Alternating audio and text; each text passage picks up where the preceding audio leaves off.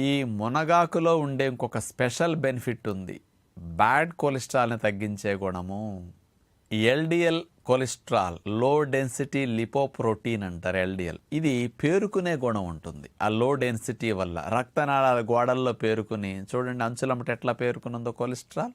ఈ పేరుకుని రక్తనాళాల్లో పూడికల వల్ల రక్తనాళాల్లో రక్త ప్రసరణకు ఆటంకం కలుగుతుంది. రక్త ప్రసరణ తగ్గేటట్టు చేయటం వల్ల అనేక ప్రమాదాలు మనకు జరుగుతూ ఉంటాయి. ఈ బ్యాడ్ కొలెస్ట్రాల్ ఎల్డిఎల్ అనేది పేరుకోకుండా దాని యొక్క మోతాదుని మన శరీరంలో తగ్గించడానికి మునగాకు స్పెషల్గా ఉపయోగపడుతున్నదని సైంటిఫిక్గా నిరూపించారనమాట.